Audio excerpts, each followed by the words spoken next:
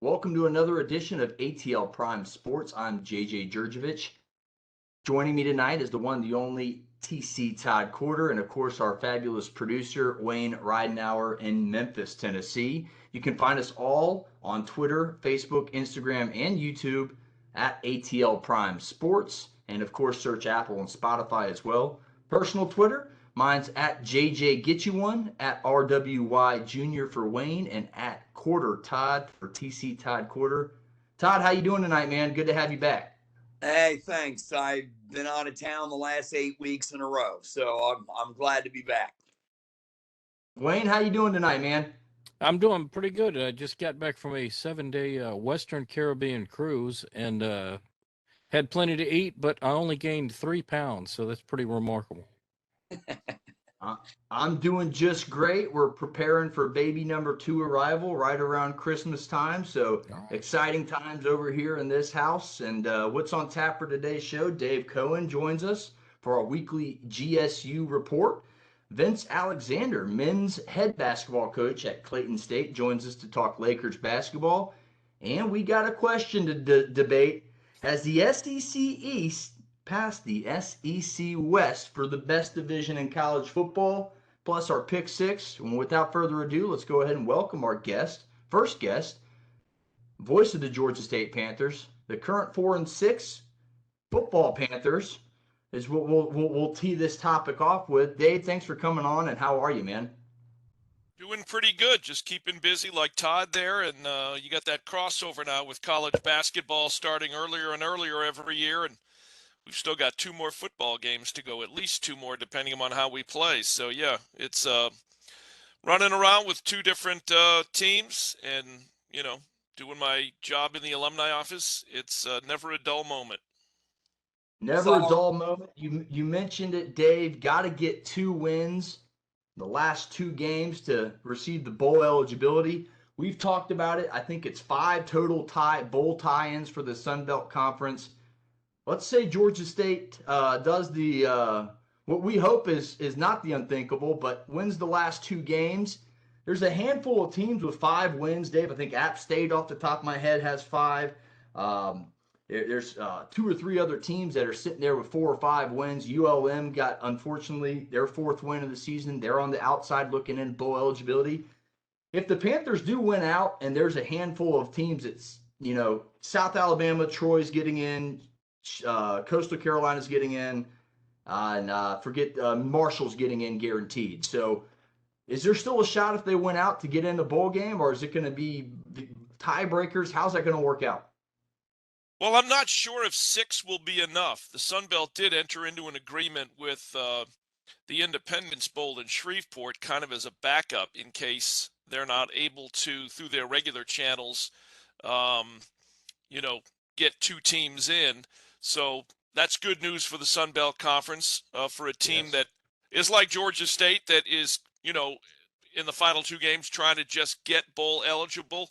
But right now, as you mentioned, Coastal Carolina, who, by the way, their game with Virginia, for obvious reasons, has been canceled for Saturday. South Alabama. Yep, South Alabama. Troy, you mentioned Appalachian State.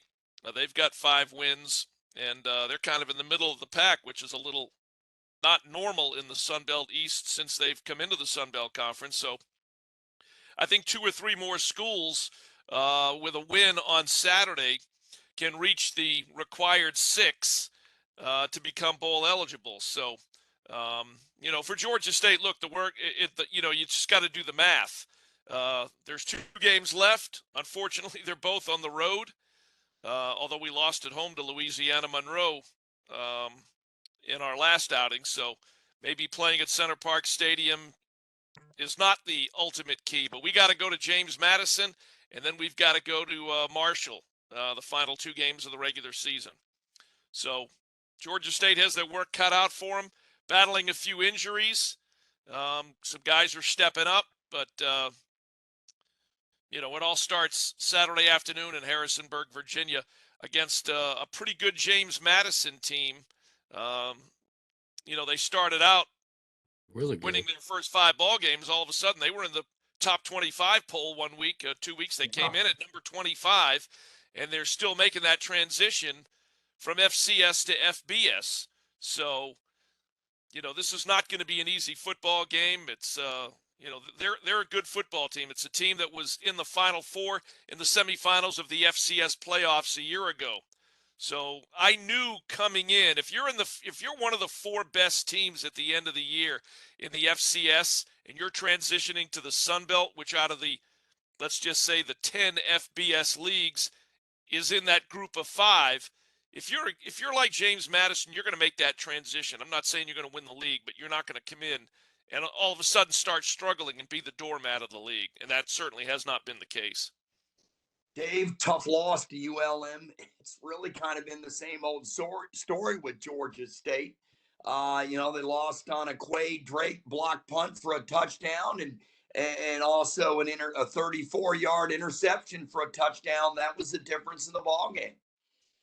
Sure was. And, I, at the risk of sounding like a broken record, if you go back to the Auburn game a year ago, Georgia State is 4 block punts away from probably beating Auburn, because that game, that block punt for a touchdown really, I think, turned the momentum in that game a year ago.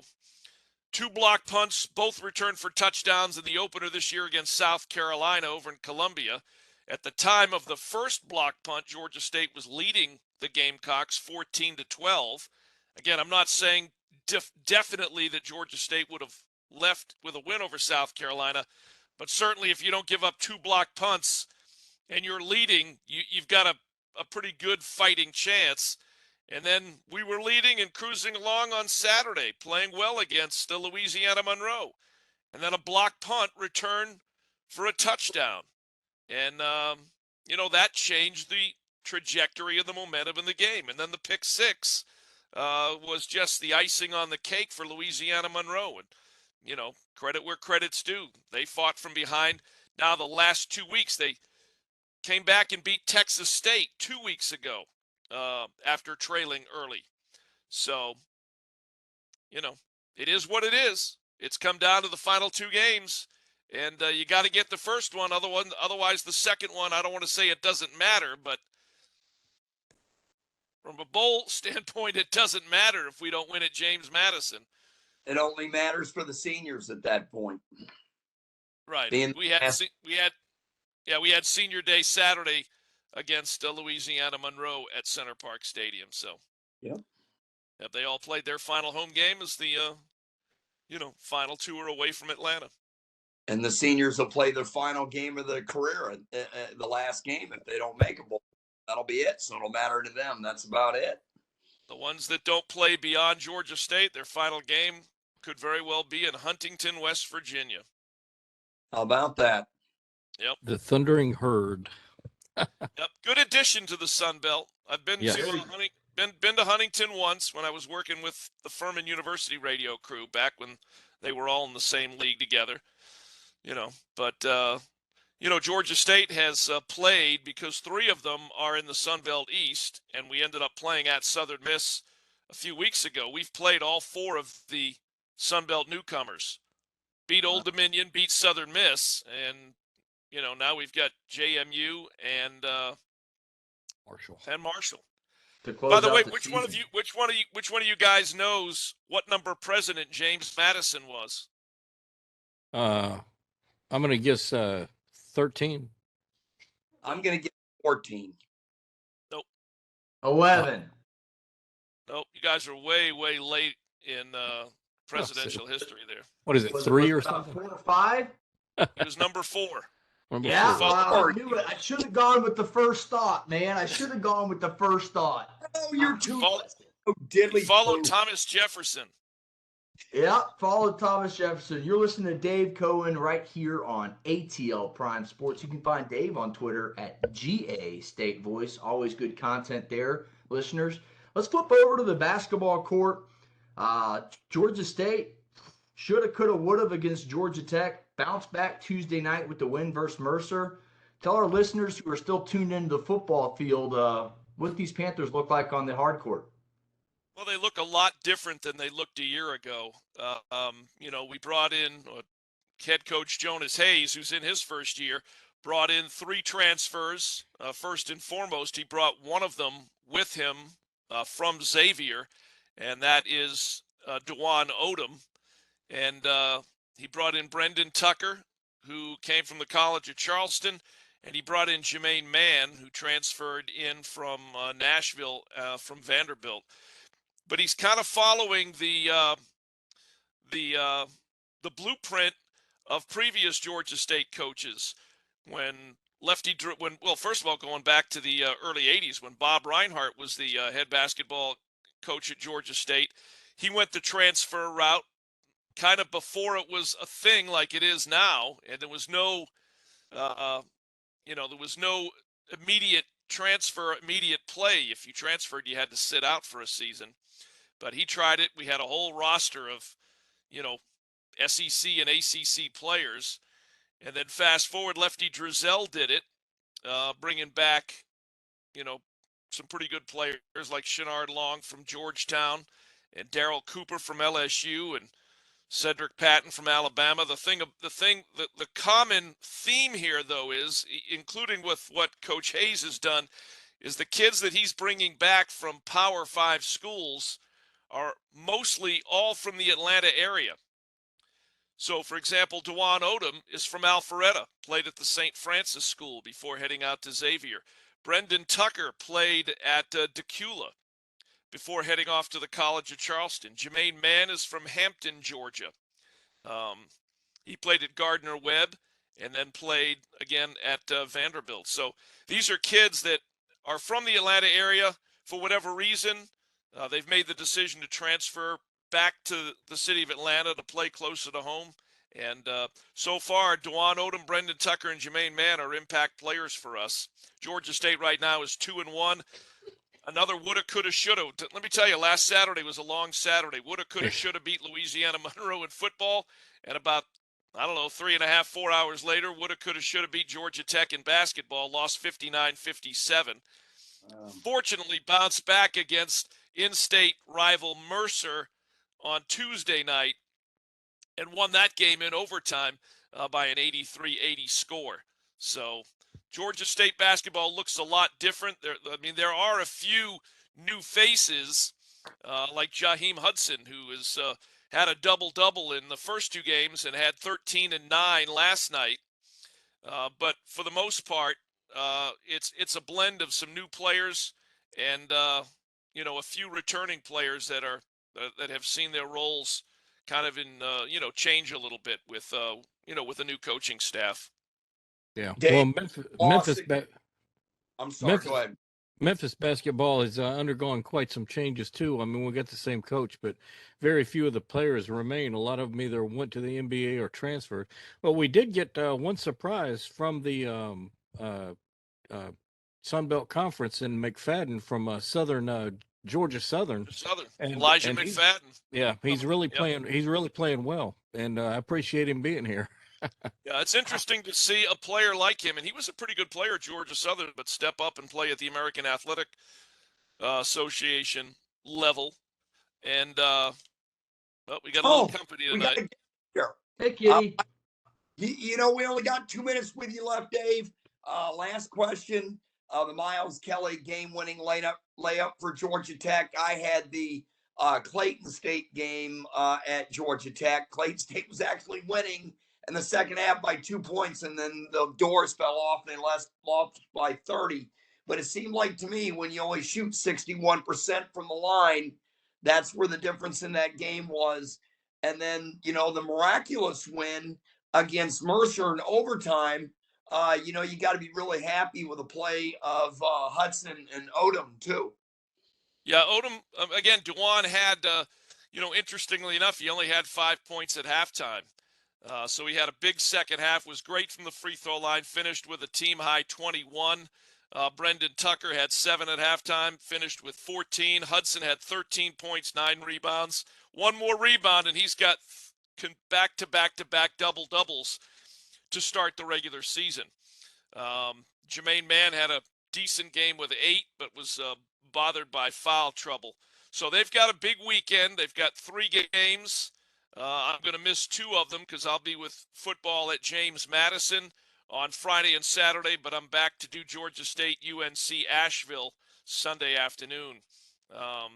They've got Eastern Kentucky and Texas A&M Commerce, along with UNC Asheville, coming in for games Friday, Saturday, and Sunday. So all three, again, on paper, winnable games, and Georgia State can get out of the gate here early with a pretty good record. The cool thing is that we're only playing 2 non-conference road games, at Northeastern in Boston and at Auburn. Everything else is at home. And there's nothing better than in the months of November, early December, not having to get on airplanes and travel around the country. Yes, Gotta be helpful. Dave, thanks so much for coming on. We're out of time. I hate to say it. We've got the head coach for Clayton State coming on, Vince Alexander, and he'll be coming on in a minute. And we tell us where we can listen to the game, and gotta let you go. Yep, you can hear us always on our 50,000 watt FM, 88.5 FM WRAS, also via the GSU Athletics mobile app, lowcountryradio.com,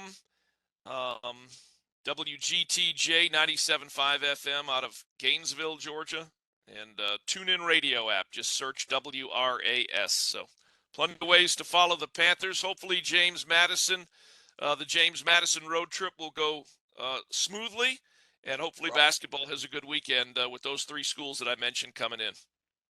Well, good luck, Dave. Thanks a lot for coming on, as always. And I don't know if we're going to have a show next week. We haven't really discussed that since it's Thanksgiving week. I can't do it on Tuesday and Wednesday, so if we do it, it'll be Monday. Sounds good. You guys can think about it over the weekend and come up with your annual turkey awards. We've got a few. Thanks for that idea. Yep, and real quick, Wayne, you got the Falcons hat on. I saw that the USFL is bringing a team back to Memphis. The Memphis Showboats moving from Tampa Bay, so you're going to have a new hat pretty soon. Yep, 88 fall is Boats Ball. I'm gonna find me an old bumper sticker. Yep, they've been there before under the same name, different team, but the USFL is back in Memphis. Yeah, I'm glad too. I like it. Back in action. Dave, thanks for joining us. We always appreciate it. Go Panthers, man. All right, guys. Appreciate you having me on, and we'll talk to you soon. All right. Talk to you soon, See you, Dave. Dave. Thanks again. Dave All right. Cohen, voice of the Georgia State Panthers. As always, great guest, great information, and we love catching up with Dave and hearing about the Georgia State Panthers here at ATL Prime Sports. We'll kind of go back and forth here until Vincent Alexander, head coach of the Clayton State Lakers men's basketball program, will join us shortly. How about we talk about these guys, these dirty birds, real quick while we transition. Thanks to Well, that was a quick transition. We have Coach Alexander coming in right now. So hold that thought. Coach, how are you? As Coach Alexander joins us. Coach, you on with us? He'll be in momentarily. Coach, Here, Coach all right. Alexander. Coach, Coach, Hey, evening. How okay, you doing tonight? I'm good. I think I got it now. Let me see. Yeah. Okay. you're excellent, man. We can hear you and see you. Thanks for coming on, You're Coach. good. Yeah. I'm sorry, I missed what you said. Oh, I said thanks for coming on. It was a really good game last night. Tough loss, 198.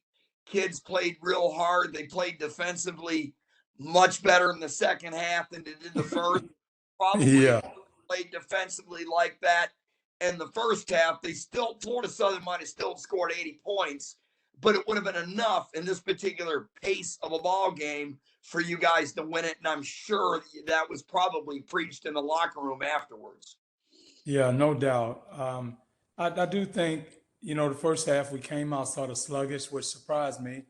But also, you got to keep in mind we had 2 freshmen in the lineup and, a sophomore.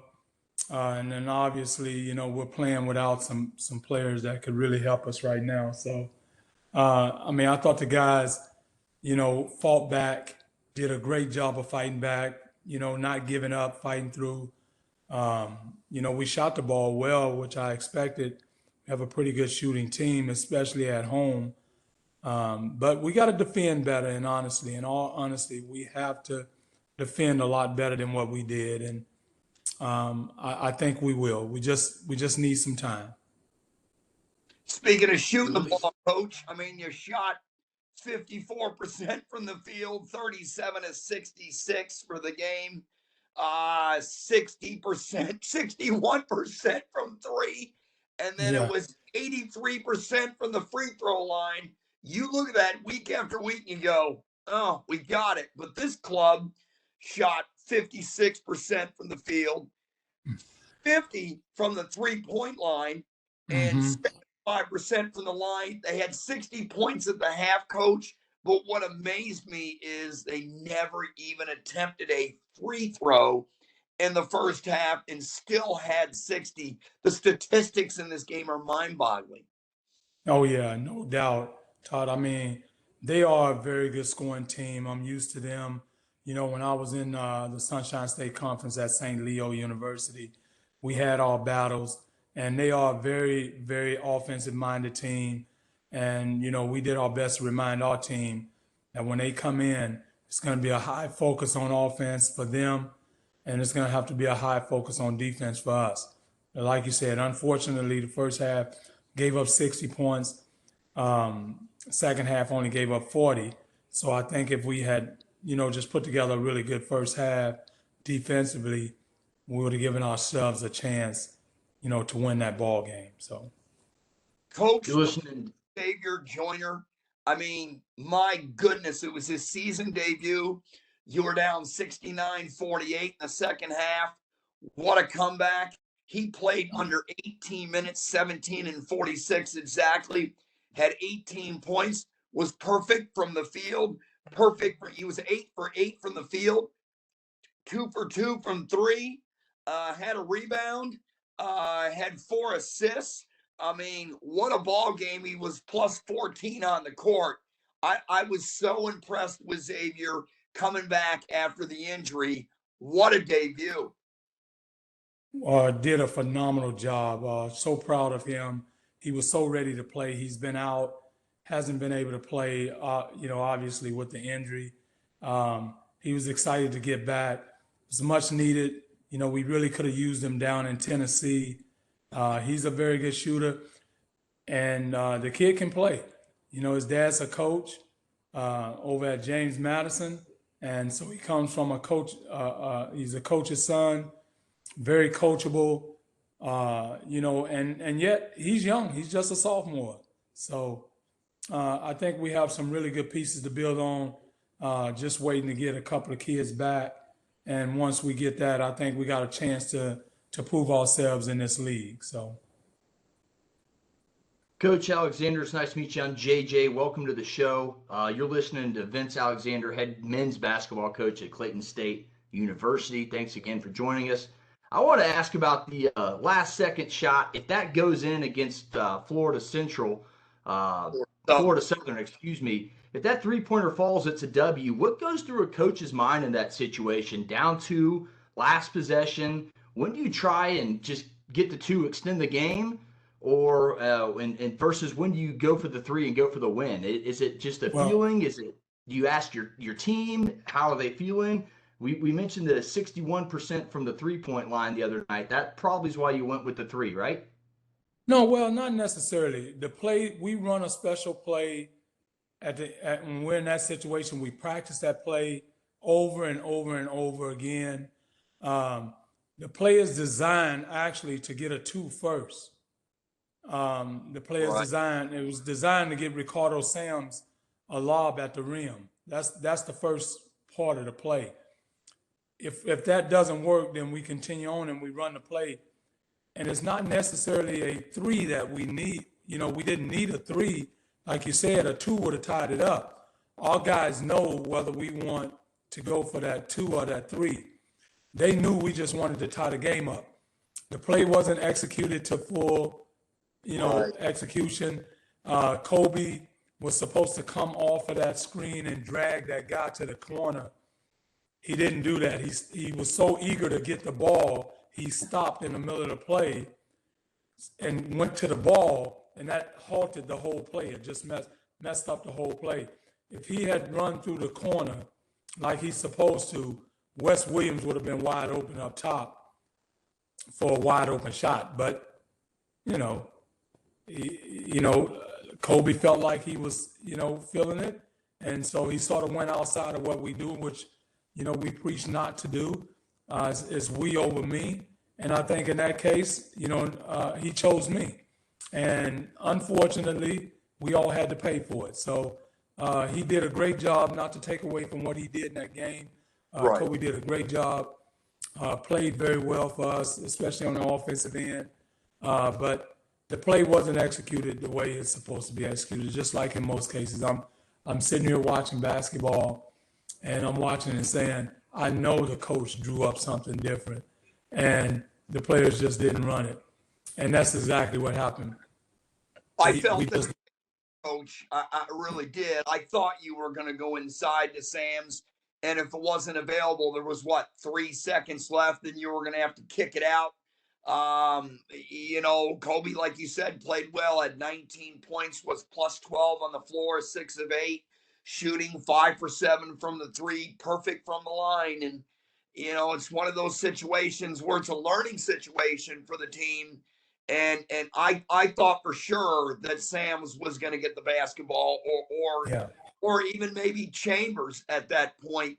So, it was a tough loss, and it's a lesson learned. But coming off that, you got to be impressed what the kids did off the bench. 47 off the bench. And I know this team's going to be good. You're missing the big man in the middle. Jalen Shaw, he'll be back. You're missing the transfer from Iowa State, Dudley Blackwell, he'll be back. I know they're 0-3, but, there's been some really bright points. You were ahead in the second half against Georgia Tech, and then the doors fell off. But once you get your players, this team's going to be a contender in the conference in the Peach Belt. Yeah, and we totally agree with that. And, we're not looking for excuses. We know that we have 9 players. Well, we had 8 up until last night. Right. 8 players, and we just went out and we played as hard as we could. Our guys know that our goal is to compete every night, no matter what. But I do agree with you, Todd. When we get our pieces together, we're going to have a chance to be really, really, really good. And Jalen makes a huge difference, but Dudley Blackwell is very good. He's a heck of a player, let me tell you. He's very skilled. He can play multiple positions. He can actually play 1 through 5. And he's very talented. But he had his fingers, he broke his hand back. He's been out for about 6 weeks already. And right. So, that's tough. When you come back from that, he's going to need some time to adjust to the game, the speed, getting up and down and that kind of stuff. But it'll be conference time. We'll get him and we'll get Jalen. And that will make us a pretty solid team, I believe. Like, you've won, Coach, in this conference before. You took USC Aiken deep in the tournament. It's hard to compare teams and whatever, but when you get the full complement back, points in the paint hurt us last night, 46-34 in favor of the Mocs, in favor of them. Can this team potentially really surprise and make that big jump and challenge Augusta for the conference championship and get in that upper echelon in 1 year with your full complement of players? I truly believe we can. I'm not I'm typically not a guy that you're going to see come out and make predictions. But, like you said, we had a lot of success in this conference at USC Aiken, with 2 Elite Eights and a Final Four, and God knows how many Sweet 16s, 4 conference championships. We know what we're doing. It's just taking a little time to put this together. I believe, and God willing, they get back and they're in shape. When Jalen and Dudley get back, I believe we can contend for this conference. We can contend for this championship. We can push Augusta, and we will push them. Go ahead, Wayne. Yeah, Coach, this is Wayne from Memphis, Tennessee. You know, this basketball town up here. And I was looking over some of your roster and everything, and it looks like you recruit pretty heavily out of the state of Florida. Is that something you're going to continue to do just because of your contacts down there, or do you think you're going to see something bigger in the future?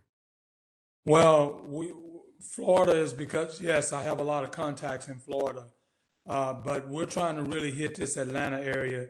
As you see, we're trying to get some more local kids now. As like we have Deuce Travis Harper, who's by the way going to be, you guys, this kid is going to be really, really good, really good. And Baki Lecky, I mean, those guys are freshmen starting right now and played some tough games. They opened up the season against, well, we had an exhibition against Georgia Tech. They both started. We played against Lincoln Memorial, who's number 5 in the country. And I promise you, if we had the big fella inside, it would have been a different story. Yeah, Travis Harper, I think, you know, is a local kid that's going to be good. Baki Lecky. And we're working on trying to, you know, get in this Atlanta area and get kids that we can bring in our program that can make an impact right away. All right. You look across the NBA, Coach, there's plenty of talent from this state. You'll have vast athletes to recruit from. Mm-hmm. The Coffee coach is in really, the word I'm looking for is really steady. He doesn't really turn the ball over much, runs the offense, did really well in the Georgia Tech game, had 17, had 16 yesterday. He shot the ball pretty well from the field, about 50%. But this kid's really steady. And then with the newcomer Chambers, guard is really plentiful at this position. So guys, you know, once they get to full comp, once you get Dudley Blackwell back, guys are going to compete for minutes. Yeah, no doubt. And you know what? That makes you a little bit better on the defensive end because you can say, okay, you're not defending, you're not playing. Yeah, So, exactly. When you only have 8 players, it's hard to say you're not going to play if you don't defend because they're like, well, he has the players. He's not just going to play 5 guys the whole game. So, you know, I think it'll make some healthy competition. I think our guys need that. And they'll do well with it. You know, so we're looking forward to it. We're looking forward to this weekend. I think, you know, our guys, you know, were able to see that, you know, if we do execute what we're teaching them, if we execute this, if we, you know, move the ball with pace and if we set solid screens and we make hard cuts and, you know, we defend like we're capable of defending, we got a chance to be really, really solid. And they saw that. You know, obviously, you know, we were hurt to lose by 2 points because we look back at several possessions, you know, as a staff and also, you know, our players look back at certain things they did, or maybe a missed rebound, maybe did not diving on the floor after a loose ball, getting that 50-50 ball. So we look at those things and we try to regroup, coming back out next game and making sure we're on point to go after this, you know, conference championship.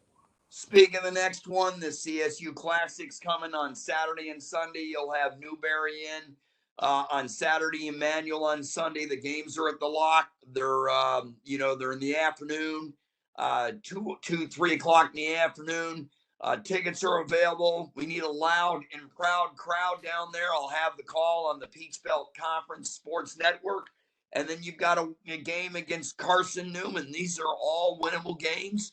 The club could be 3-3 going into Thanksgiving potentially. I know you take one game at a time. I just wish you and the team best of luck.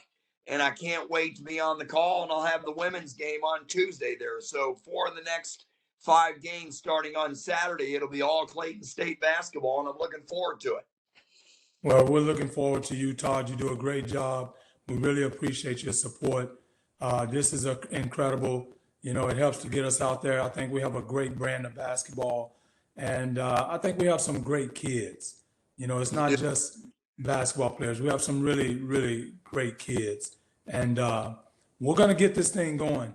You know, just like you said in your tweet earlier, Give us a chance. Give us some time.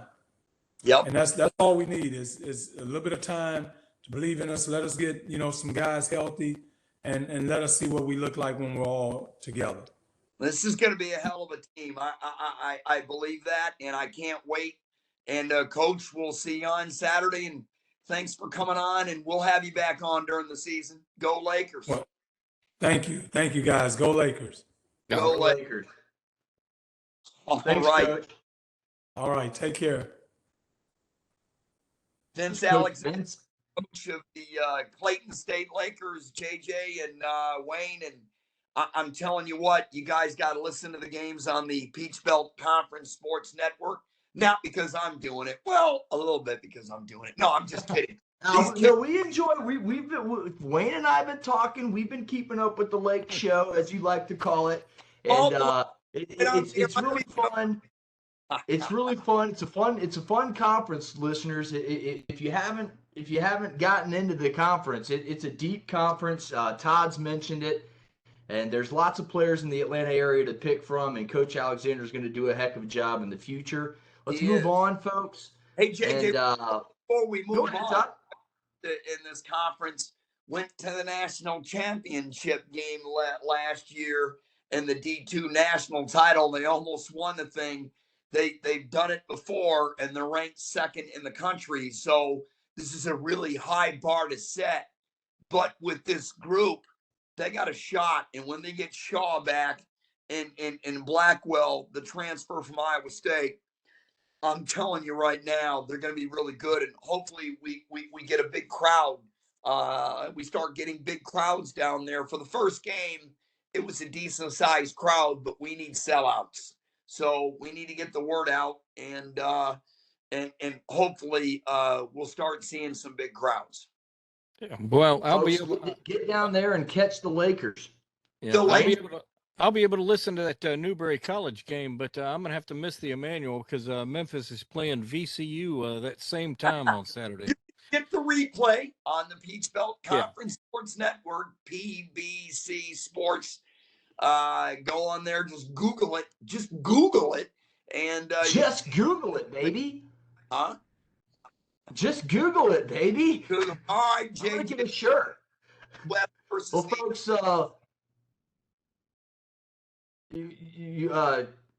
let's move on. Let's talk about some college football.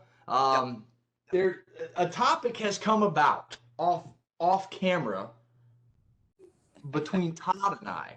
The SEC West has long been considered the best division in college football, but has the East surpassed the West? Todd, I'll let you go first.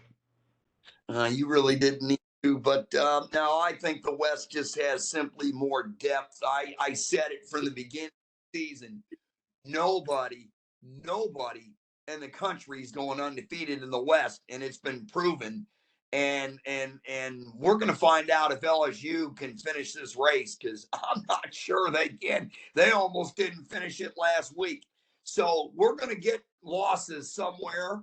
I mean, every team. I know Texas A&M struggled, but the depth of the West exceeds the East. It just does. I mean, I just think I think the depth is the reason why these two are better. Now, obviously, the two best teams in a conference sit in the East. I think that's obvious. Tennessee and Georgia. Then there's a drop off, JJ. But the depth, to me, everybody in the West after that can play with anybody in the East and beat them. That's how I feel. I'm very indifferent on the fact. The other day I told you I think the East might be better, but here's the deal. Vanderbilt lies in the East, but right now they're not the worst team in the conference. That's technically College Station, the Texas A&M Aggies, at 1-6. So Vanderbilt's 1-5 in the conference is a better winning percentage. They're 4-6. Look, everybody in the East has at least 4 wins overall, whereas there's one team, Texas A&M, that only has 3 in the West. So you could go like that if you want to look at the bottom. But the East has 2 teams that might be vying for a college football playoff spot. It's very indifferent. And then you go look at the top two teams. Georgia and Tennessee are both unbeaten versus their Western opponents this year. I know Georgia beat Auburn, and the other was a pretty good Mississippi State team. And Tennessee, well, they beat the two best teams out west. And Georgia beat Tennessee. And so right now, there is arguments to be had that the East is the best division in college football right now. But again, I'm very indifferent on it because it's Vandy. And you're literally talking about Vanderbilt being better than Texas A&M. But we all know, I think when it's all said and done, Texas A&M might get a win in the next couple weeks. They finished the season with, I believe, Arkansas, and they have one more conference game left. We'll see what they do if they get their second conference win. Excuse me, it's against LSU, I believe. So it's a toss-up, Todd. You can make arguments for each way. You go each way. I just think you really could, and that's why I've reverted back to I'm indifferent. But the top is better in the East than the bottom in the East, if that makes sense. The top is top heavy in the East. The West, you have Arkansas is a good team, and let's face it, Todd, you mentioned it. If Arkansas's got KJ Jefferson, they may have beaten LSU just last week. And JJ, what's amazing is I said it from the opening statement. Georgia and Tennessee East, and then there's a colossal drop off. Where in the West, they're all pretty Bama. The top three are good. I mean, LSU, Alabama, and Ole Miss are all right there with two, with 5-2 records, 4-2 records, and then 6-1 in the conference. So Arkansas, Mississippi State, these are all playing every week in that division.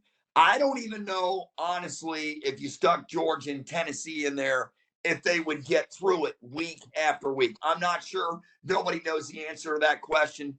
I just think it's the depth is the difference. Wayne, what do you think real quick?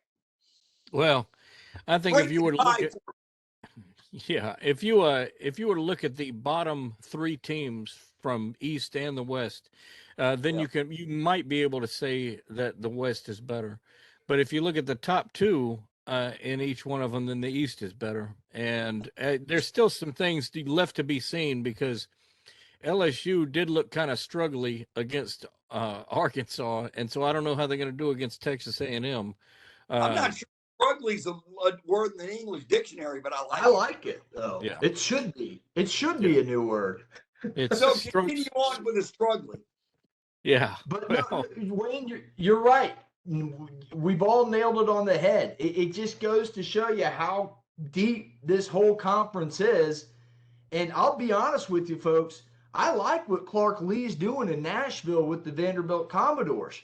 They have been more competitive from the beginning of the season to where they are now each and every week. And that's what you look forward to if you're a bottom feeder like Vandy. But look, at the end of the day, Vandy has an outside shot. Obviously, they got to beat Tennessee. Good luck with that. So they probably won't get bowling. Missouri's got an outside shot, but you could see, again, 12 of the 14 teams be bowl eligible in this conference, and it just goes to show you. Most of them will be from the West. Well, actually, no. They'd be five from the East and 4 from the West. I thought you said 12 right now would get in. Well, so right now, if it is, 4 are already bowl eligible in the East. Okay, how many in the and West? 4 are already bowl eligible in the West. How many? Let's see. Georgia's bowl eligible, Tennessee's bowl eligible, Kentucky, Florida, South Carolina, they're all bowl eligible. So that's 5. Then you have 1, 2, 3, 4, 5. Arkansas, not quite there. So right now you got 5 bowl eligible in the East and 4 bowl eligible in the West. But like I said, I think Arkansas can get there. I think Missouri will get there. I think they got a cupcake win.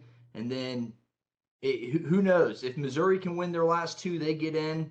It's a good discussion. It's a fun discussion. It is. No wrong answers here. No, not at all. It is absolutely fun to cope. But again, I think when it's all said and done, 10 to 12 bowl teams from the SEC, and it just means more. Let's go ahead, guys. Let's get to our pick six. Or any final thoughts, real quick, on the SEC? One question. I want to ask it.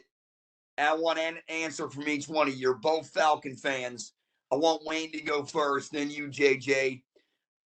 Is it time for Desmond Ridder to play quarterback? I want Wayne to go first. No. Tell me why. Because I don't think he's ready for it yet. And I think Mariota has been there and everybody's used to how he plays. And if you try to change something this late in the season, it's just going to be chaos. And I don't think it's a good idea. I am leaning towards the no, it's not time, because look, you're one game back from the Tampa Bay Buccaneers as you speak right now, and let's look at it. Tampa Bay's off this weekend. If Atlanta wins, they're within a half game, and you weren't expecting this. So no, I would not put Ridder in. Now here's a question: the Falcons dropped this game to the Bears this weekend. Then you start thinking, maybe you start looking at the future. So I think after this week, you could reiterate that question, and the answers from us may change. It really depends on this weekend's game. Justin Fields coming back home, and we're about to get that in the pick six. TC, I think you had a thought. I was going to say, look, these coaches are with these guys every day. Coach Smith and his staff is with these players every day. If they thought Ridder was better, they would have already played him. Or they would have thought he was ready, they would have already played him without a doubt. So that's probably why they're not probably going to do it until they're eliminated, because they're in the race. If they stay in the race, that remains to be seen. If they don't, then maybe Ridder does play. Let's move on to the pick six. JJ, take that away, or Wayne. I don't care which one of y'all do. Yeah, guys, let's do it. We had a week hiatus, and the last week we did this, I was 3-2-1. Todd was 1-4-1, and Wayne was 2-3-1, which brings the overall lead for Wayne to just 3 games. He's 31-26-3 overall. I am 28-29-3, and then 26-31-3. Folks, since we've been doing this, I don't think we've had 3 pushes the whole year, so that's pretty impressive. 6 games picked with Monday's spread. We're doing 3 college, 3 pros. Let's get after it. Illinois 7-3 at number 3 Michigan, and we go by the college football playoff rankings. Number 3 Michigan 10-0. Michigan 17.5-point favorites. The over/under on this one is low at 43. Saturday, 12 p.m. Eastern Standard Time on ABC. I'll tee this one off. Why not? The Fighting Illini have dropped their last 2 and are fighting for a sliver of hope to play in the Big Ten championship game.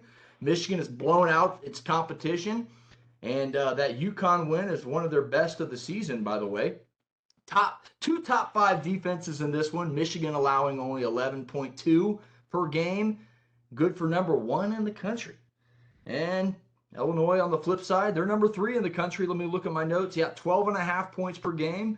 With Illini running back Chase Brown questionable for Saturday, doesn't look like he's going to play. That favors Also, quarterback Tommy DeVito versus this pass defense is going to be the key matchup in this one. The Wolverines only allow 160 pass yards per game, so he's going to have to up it. You kind of get where I'm going with this. Corum and McCarthy go wild, getting everybody set for the game. Should be 2 unbeatens. Michigan covers. Duh. Michigan does cover. You didn't have to go through all that. But I'm glad you did the research, because I didn't do any. I watched Michigan play. Offensively, they're way better than Illinois. Illinois, obviously, thank you in detail. They struggle to score. Michigan's going to boat race them. Gave the cover. Wayne, what say you? Well, I'm taking Michigan to cover, but I'm more interested in this over/under thing. If you picked Michigan to cover, then you better bet over. And if you're taking Illinois in the points, then you better bet under, because that's the weirdest over/under I've seen so far. Yeah, you know what? Comment. Yeah, and what that tells you, bettors, is basically they really think that in Vegas, they think it's going to be a 37-4 to 37-5. And I say these odd points because they run simulations like this, and they think it's going to be right under that 43-point threshold. I do see a 34-6 type of game with Michigan stomping them in. TC, final thoughts on this game? You mentioned an odd score. Michigan beat Illinois one year by an odd score of 5-0. So you know what? That's not happening this week. Let's go on to the next one. Time's rocking. Time's rocking. Number 7, USC 9-1 at number 16, UCLA in the Rose Bowl. They're 8-2. USC's a road favorite at 2.5 points. The over/under is huge, 75 points. 8 p.m. on Fox. Again, I'll tee it off. Why not? I'll do the whole thing. Two of the best offenses in the country meet at the Rose Bowl. Bruins average 39.5. That's tied for 11th in the country. USC 42.4 points per game, good for 3rd in the country. Scoring 40 points is going to be key in this rivalry, as the winning team has averaged over 47 points a game the last 4 years. UCLA's run game will be huge, as USC's rush defense is 8th in the Pac-12, giving up over 141 a game. No die for USC. I think that's a huge loss. At the running back position, he injured his knee in the win versus Colorado, so give me the Bruins. I'm taking the Bruins in those points at home. You said it was 2.5, right? Yep, minus 2.5 in favor of Southern Cal. No, I like the Trojans to cover just enough to get the W for USC. They'll win it by anywhere from 4-6. You're right. It's going to be a high-scoring affair. And what is it, 8 o'clock? That's a perfect time. 8 o'clock Eastern. Oh, my gosh, that's perfect. Now, give me the Trojans. They got the best fight song in college football. Wayne, go ahead. Yeah, I'm taking UCLA on the points on this one. The party's over for USC. UCLA at home with the points, and I don't even think they need the points. With 70,000 because they got the tarp up. That's pathetic. They should have 100,000 packed in the Rose Bowl. Open the tarp up and let's go. Well, the fans all spent their money on the SoFi Stadium seats. Hey, SoFi Stadium, home of the national championship. Number 10, Utah, 8-2 at number 12, Oregon, also 8-2. Oregon's 3-point home favorites in Autzen. Over under, and this one's pretty tough to gauge at 61.5. 10:30 p.m. 10:30 p.m. on ESPN. Another Pac-12 battle in which two top 12 offenses collide. Run game will be key in this matchup, as both teams average over 200 on the ground. Both teams very, very high up, top 10, top 15 in rushing. Utah tied 11th with UCLA at 39.5 points a game. Lots of offense in the Pac-12. Oregon 4th with over 42 a game. Oregon is 0-2 on the season when they don't score 40 points, folks. And who they playing? I forgot who they're even playing. I've been so busy. Utah and Oregon this week. And where's the game at? Utah, again, is a 3-point underdog. Oregon's the favorite. Again, Oregon is 0-2 when they are held under 40 points per game. Right. Oregon has given up 11. Times. Go ahead. Good. You're good. Oregon has given up 11 rushing TDs this season. Utah's going to take advantage of that. They have 28 rushing touchdowns on the season. Cam Rising, Travion Taylor, the running back. I like Utah. Give me Utah on the points. Absolutely on the road. Utah on outright win. I'll call it. Oh, you mean at Oregon? It is at Oregon. Yeah. They're in Austin. Too. I'm going with the Utes too. I agree with you. Wayne, go ahead. Yeah, y'all should have never picked the Utes. Bo Nix has got his act together up there in Oregon, and I'm taking Oregon to cover. You know what? Man, Oregon dogged me last year. I picked Oregon twice in this game, and I got boat raced last year 2 times against Utah. I'm not doing that again. I've learned my lesson. All right, folks, that wraps up our college games. Let's get into the NFL. Bears 3-7, Falcons 4-6. Atlanta's a 3-point home favorite. Over-under in this one's also interesting at 50 points dead even. Sunday, 1 p.m. Eastern Standard Time on Fox. Quarterback Justin Fields comes home versus the Falcons in his last 4 games. Bears quarterback Justin Fields has eclipsed 1,000 total yards. 620 passing, was it 420 yards rushing? In that span, he's thrown for 8 touchdowns, 1 pick. Oh, yeah, throw on 6 rushing touchdowns. The guy's been an unbelievable video game machine. Call him a Madden stack house, but here's where things change. Falcons and Bears both come in top 5 in rushing offense in the NFL. Bears number 1 with over 200 a game. Falcons just over 160. Contain Justin Fields, and you will win the game. Don't have to stop him. Just got to contain the rushing ability because he's their leading rusher. And the Bears are dead last in passing offense. Something's got to give here. And where's Falcons, the game? At home? Is it at home? It's in Mercedes-Benz. Falcons' traditional run game eats up the clock, and I'm taking the Falcons to cover. Don't know why. They've lost 4 straight against the spread after starting out 6-0. They're due to cover. Falcons cover. So they're 2.5, right? They are dead even 3-point favorites. The bare minimum you get for a home field advantage, basically. And Shane Falco's not playing quarterback for the Falcons this week. It's 3. If it was 2.5, I'd take the Falcons. I need to catch you guys. Give me the Bears. No, I don't know if I can do the Bears. You know why? They lost to the Lions. They were up 24-10. They were up 24-3 and lost to the Lions. I'll take whether Shane Falco is playing quarterback for Atlanta or not. I'll take the Falcons. I just changed. Wow, you changed your pick. I wrote it down in stone there. Yeah, well, do nothing in stone with me. It's more like Wayne. Why are you taking the Falcons? Well, I'm taking the Falcons because they're not playing the Bears. They're playing those Bears, and those Bears are not quite as good as the Bears. I like it. All right, guys. Well, 5th of the 6th game. It's the Cowboys 6-3 at Vikings 8-1. This is the game of the week, in my opinion. Dallas is 1-point favorites. Over under in this one's 47.5. 4:25 p.m. on CBS. And I'll go again. Cowboys defense is one of the best units in the NFL. The Vikings offense is 8th in the league, averaging over 25 points a game. One's got to give. I'll take the defense who gets after the quarterback better than any other team in the league. 35 sacks on the young season for this Dallas Cowboys defense. Micah Parsons gets after it, and Trayvon Diggs is a great cornerback, cover corner. If Kirk Cousins is on the ground, he can't get the ball to Jefferson, Thielen, Hawkinson, or even let Dalvin Cook get out of the backfield. I think Micah Parsons makes a big play in this game. You like that? I'm taking the Cowboys and the point.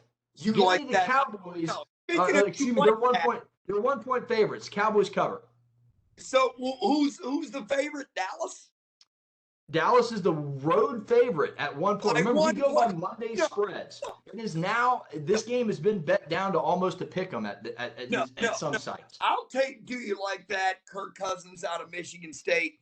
I'll take Minnesota to cover. Look, my mom dated Paul Krause back in the day. How about that for a stat on ATL Prime Sports? I just gave my That's awesome. I just gave my mom's date life dating way back in the day because Paul Krause is from where we're from. I'm taking the Vikings to cover, and there you go. Good God, I can't believe I said that. Go ahead. Is that a Vikings hat on? I see a Vikings hat on. So yes, it's Wayne. What say you? Minnesota. Yeah.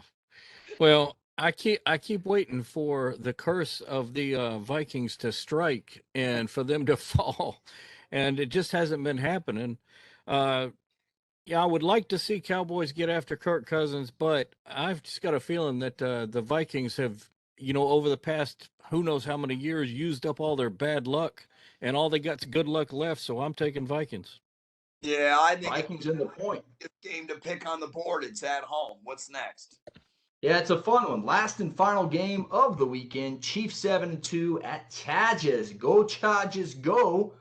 As Governor Arnold Schwarzenegger would say. Chargers are 5-4. Kansas City 7-point road favorites. Over under in this one's probably about right. 50 points. Sunday night football for this one. 8:20 p.m. on NBC. An AFC West battle. This matchup doesn't seem fair to the Chargers.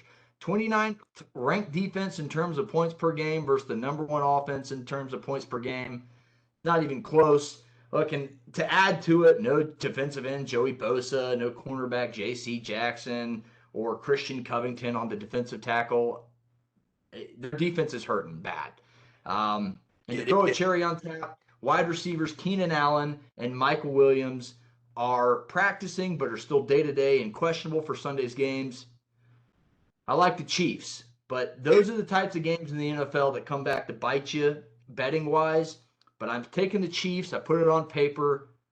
What say you guys? Well, if it's going to bite you, it's going to bite me right in the same spot on the body, just different bodies. No, I look at, I saw a little bit of that game last week. If the 49ers and their offense, which is struggling to score points, can score 22 on the Chargers, what the hell the Chiefs going to do? They're going to get in the 40s, and common sense tells me to take Kansas City, and they cover. Even though 7 points is a lot, I'll take it, and I'll be a sucker on a stick, and I'll take the Chiefs. Wayne, what's you? That's what I'm doing. That's what I'm doing. Wayne, what say you, buddy? Yeah, if there's two teams I could almost care less about, it may be these two teams. It comes down to the surfer versus the pretty boy as far as quarterbacks go, and both my mom and my stepmom prefer the Chiefs, so I'm going to go ahead and pick the Chiefs based on that. I like it. That's a good pick right there. Chiefs. I think it's a conspiracy theory. You guys are trying to pull away from me. So you're picking about the same game. So I stick in the rear. So one of these weeks, when it comes down to the stretch, I'm going to have to go out on a limb to try to catch up because I'm 5 back. I do have somewhat a differential, but I think you guys are just trying to leave me in the rear, and I don't blame you. Well, guys, that about wraps up this episode of ATL Prime Sports. Let's get a final thought in. I want to say happy Thanksgiving to all of our listeners. We do not know if we're doing a show next week, so stay tuned to social media. Do it Monday. And I also want to say hats off to Sandy Alcantara and Justin Verlander for both winning their Cy Young Awards unanimously tonight. Hey, I want to say it again. The Clayton State Classic is down at the Lock in Morrill on Saturday and Sunday. Saturday will be against Newberry. Sunday will be against Emmanuel. Wednesday's game for the men is going to be Carson Newman. The girls play on Tuesday. Come out to the games of the Lock and support your local Metro Atlantic Clayton State Lakers, as I like to call them, the Lake Show. Number 2, let's have a show. Let me see. Well, I can do one on Monday. Let's just get this over with now. Y'all want to do one on Monday or you can't? No. Well, I can't call it right now. So yeah. Can you? We'll discuss it this weekend. But Yeah, I do want to mention a sport that we haven't really talked about yet. The NHL is playing, and right now my Toronto Maple Leafs are chasing after the Bruins, and it looks like it might be another one of those years where they do great and then they disappoint me one more time. You know what? Boston's 14-2 thus far with 28 points, leading the National Hockey League. They're a hell of a team. Toronto, they're like the Cubs, an accident waiting to happen. And we'll see how it works out. The Wings started off like gangbusters, and I know we got to go. The Wings started out like gangbusters, and they've fallen back under Stevie Y. But I definitely want to talk some NHL with y'all. But have a great weekend. I enjoyed my time here. Enjoyed Dave Cohen, the voice of the Panthers, and of course head coach Vince Alexander of the Lakers. Thank you, guys. It was a fun show. Yeah, it was a great show. Wayne, any final thoughts? No, just the NHL is going on. I'm ready for some basketball, and I almost don't care about football anymore. Sorry. Hey, guys. Thanks for listening. If you like the content, give us a like, give us a thumbs up. Hit that bell on YouTube. Get the notifications. We put out some pretty good stuff. For TC, for Wayne in Memphis, I'm JJ Jurjevich. This has been ATL Prime Sports. Get you one. I hope my son's team gets you one on Friday night in the high school playoffs. Talk to you later, everybody.